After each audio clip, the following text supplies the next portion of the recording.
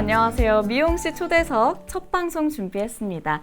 오늘은 전국 최초로 구축된 노원구 아동보호 통합체계에 대해서 이야기 나눠볼 텐데요. 좀 상세하게 설명해 주실 전문가분 모셨습니다. 자기소개 한번 해주실까요? 네, 안녕하세요. 저는 노원구청 아동보호 팀장 및 노원구 아동보호 전문기관장을 겸직하고 있는 김기곤입니다. 반갑습니다. 네, 반갑습니다. 김기곤 관장님. 제가 좀 전에 듣기로는 최근에 2022년 노원구 아동보호 통합체계 책자를 발간하셨다고 들었어요. 요건가요? 네. 네, 요거를 발간하신 계기가 어떻게 되실까요? 네. 2022년은 저희들에게 아주 특별한 한 해였습니다.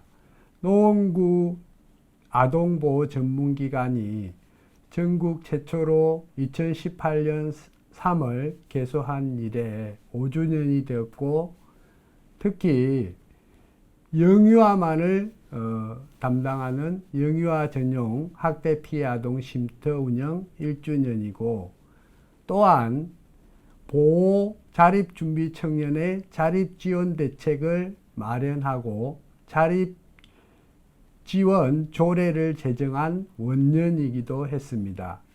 네, 작년에 굉장히 또 열심히 열일을 해주신 것 같은데 그렇게 노력해서 얻은 좋은 결과가 있다고 들었습니다. 네, 아주 좋은 결과가 있었는데요. 네. 보건복지부 평가에서 네. 3개 부분에서 수상의 영예를 안게 되었습니다. 오. 예. 아동학대 공공 대응체계 운영 부분에서 우수상을, 아동보호체계 구축 분야에서 최우수상을 수상하게 되었습니다. 오. 경기도 네. 56개 시군구 중에 한 개라도 수상한 시군구가 없는 것에 비하면 아주 큰 성과라 할 것입니다. 또한 이 아동 행복 지원 사업 조사 강화 계획을 수립하였으며 동주민센터와 노원구 아동보호 전문기관, 아동학대 전담 공무원이 협력하여 이 아동 행복 지원 사업 우수 사례 공모전에서 2위를 차지하였습니다. 이러하여 3개 부문의 수상의 영예를 안게 되었는데, 이는 전무후무한 성과라 할 것입니다. 굉장히 좀 복잡하고 좀 길게 잘했다. 엄청난 성과를 낸 거다라고 맞습니다. 설명을 네. 해주신 것 같아요. 네. 그러면 이 노원구 아동보호 통합체계가 구축되기까지의 좀 그간의 좀 추진 경과에 대해서 한번 설명을 해주실까요? 네. 2018년도 3월에 노원구 아동보호 전문기관이 직영으로 개소하였고요. 네. 2019년에 구립학대 피해 아동 쉼터가 개소되었고요. 2021년에 영유아만을 전담하는 영유아 전용 아동학대 피해 쉼터가 개소되었습니다. 그리고 2022년에는 아동학대 전담 전문관 제도를 시행하였고, 아동보호 전담 요원을 2배로 확충하였습니다. 또한 보호 대상 자립준비 청년의 자립 지원 대책을 마련하고 관련 조례를 제정하게 되었습니다. 네. 추진 경과를 좀 간략하게 설명을 해주신 것 같은데, 사실 저희가 오프닝 때 노원구가 전국 최초로 이 아동보호 통합체계를 구축했다고 말씀을 드렸잖아요. 네. 그럼 이 의미가 좀 어떤 건지 설명해 주실까요? 네, 아동복지법에서 규정한 보호가 필요한 아동은 학대 피해를 입은 아동뿐만 아니라 보호자가 없거나 보호자의 질병, 수감, 가출 등으로 보호를 받을 수 없는 아동입니다. 노원구는 아동보호 전문기관을 직영하게 됨에 따라 아동학대 예방, 교육, 조사, 보호가 필요한 아동 보호조치, 사례관리, 자립지원 대책까지 하나의 팀에서 통합적으로 운영되며 언제든 보호조치가 가능한 7개의 시설이 있고, 공공 및 지역사회가 민간 협력의 과정을 통해 아동의 안전을 책임지려는 의지와 역량을 갖추었다는 의미입니다. 네. 이 전국 최초로 노원구 아동보호 전문 기관이라는 얘기를 해주셨는데, 사실 전국에 이미 좀 수많은 아동보호 전문 기관이 있는 걸로 좀 알고 있어요.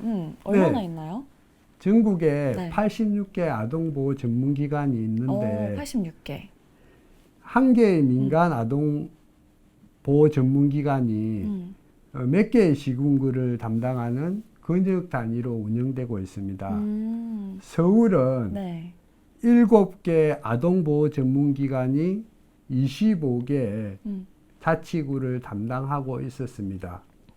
저희 구도 2018년 이전에는 동부 아동보호 전문기관에서 담당하고 있었습니다.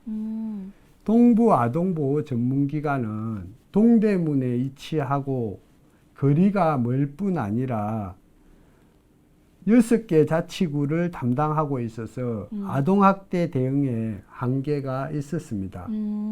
그리하여 2018년 3월 전국 최초로 노원구만을 담당하는 노원구 아동보호 전문기관을 직영하게 된 것입니다. 2022년 10월에는 성북구도 우리 구의 모델을 적용하여 성북구 아동보호 전문기관을 개설하였으며 그 외에 몇 개의 자치구도 설치 계획을 마련 중에 있는 것으로 알고 있습니다. 그러니까 정리하자면 원래는 하나의 기관이 좀 여러 개의 자치구를 담당을 하면서 좀 거기에서 오는 업무 부담이 많았는데 이제는 하나의 기관이 하나의 뭐 노원구만 이렇게 직영을 함으로써 좀 큰 장점이 생긴 것 같아요. 이외에도 또 강점이 있다면 어떤 게 있을까요? 네. 신고 조사 측면과 사례 관리 측면으로 구분하여 말씀드리겠습니다. 네. 신고 조사 측면에서 보면 아동보호 전문기관과 함께 사례 판단을 함으로써 아동학대 판단에 있어 전문성, 객관화가 가능하고 조사 담당 공무원과 사례 관리 전문가가 상시 협력 체계가 가능하여 피해 아동 보호 계획을 수립, 사례 관리로 연계되어지는 과정이 원활하다는 것입니다. 또한 사례 관리 측면에서 보면 개입 거부 사례에 대한 긴급성 및 위기 대응 요청이 용이하고 공공 및 민간기관과 끈끈한 협력이 가능하여 사례 관리 효과성이 높으며 여러 개 구를 담당하는 권역 체계가 아니라 노원구만 담당함으로써 공공성, 책임성, 단단한 민간 협력 체계가 구축으로 개별 사례에 대한 질적 관리가 가능하다는 것입니다. 그러니까 신고조사 측면 그리고 사례 관리 측면 이 두 가지 측면에서 직영으로 하는 그 기관의 강점이 훨씬 더 두각이 된다 이렇게 설명을 해주신 것 같아요. 이제야 좀 왜 전국 최초로 아동보호 통합체계라고 말씀을 하시는지 좀 이해가 되는 것 같습니다. 오늘 이렇게 아동보호 통합체계에 대해서 좀 간략하게 개괄식으로 설명을 해주셨어요. 혹시 마지막으로 좀 남기고 싶으신 한 말씀 있다면? 부모님과 아동 한 분 한 분 소중한 분들이라는 생각으로 저희들 모두 매사에 임하고 있습니다. 저희들도 오늘에 만족하지 않고 최선을 다해 변화 발전으로 우리 구의 아동의 안전을 보장해 나가겠습니다. 구민 여러분께서도 저희들과 함께 해 주셨으면 좋겠습니다. 예, 감사합니다. 네, 감사합니다. 혹시 다음에 또 기회가 된다면 이 아동보호를 위한 또 다양한 이야기를 많이 들려주셨으면 좋겠습니다. 네, 오늘 미용씨 초대석 첫 방송 이것으로 마치겠습니다. 안녕히 계세요, 여러분. 감사합니다. 감사합니다.